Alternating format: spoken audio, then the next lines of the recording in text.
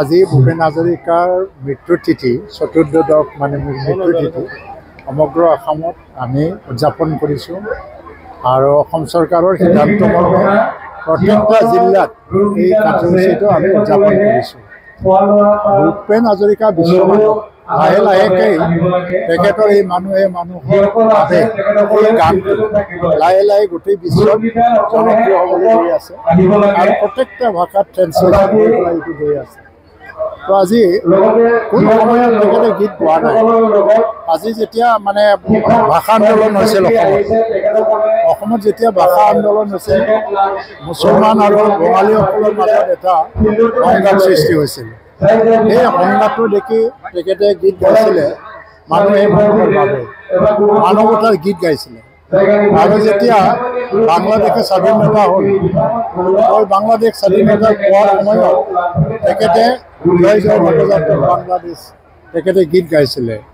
আৰু ভাৰতৰ যেতিয়া স্বাধীনতা আন্দোলন হৈছিল এই স্বাধীনতা আন্দোলনৰ সময়ত মহাত্মা গান্ধীৰ নেতৃত্বত তেখেতে এটা গীত গাইছিলে যে বিশ্ব বিজয় নজৱান বিশ্ব বিজয় নজৱান।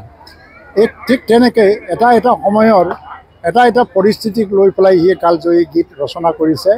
আজি ভূপেন হাজৰিকাই অকল অসমীয়া বা অসমৰ হৈ থকা নাই, সমগ্ৰ ভাৰতবৰ্ষ আৰু বিশ্বৰ কাৰণে ঠিক তেখেতে গীত গাই গৈছে।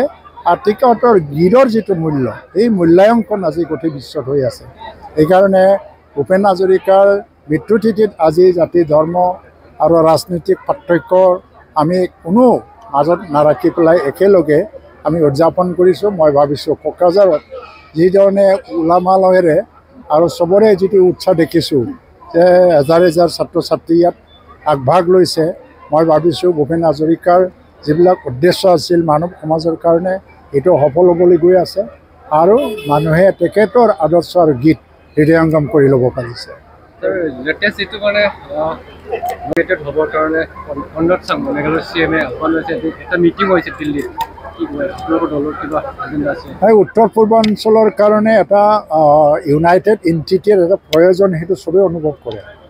কিন্তু এতিয়া কনৰাড চাংমাৰ নেতৃত্বত যিটো আয়োজন কৰা হৈছে এইটো এটা ষ্টেটক লৈ পেলাই অসমখনক বাদ দি পেলাই আৰু আমাৰ বিটিআৰ অঞ্চলটো ইয়াৰ লগত কিবা এটা সম্পৰ্ক আজিলৈকে হোৱাই নাই বা হ'ব বুলিও মই নাভাবোঁ।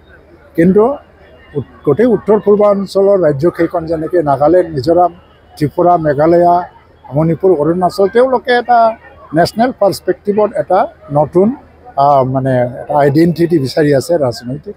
কাৰণ যিটো নেডা এইটো BJPয়ে গঠন কৰি দিয়া এটা ফৰাম, এইটো ৰাজনৈতিক ফৰাম নহয়, এটা এডমিনিষ্ট্ৰেটিভ ফৰাম মানে গভমেণ্টৰ ফৰাম উন্নয়নৰ কাৰণে কাম কৰিবৰ কাৰণে যিটো উদ্যোগ লৈছে মই ক'ব লগা নহয়, ভালেই উদ্যোগ সফল হওক, মোৰ শুভেচ্ছা থাকিব।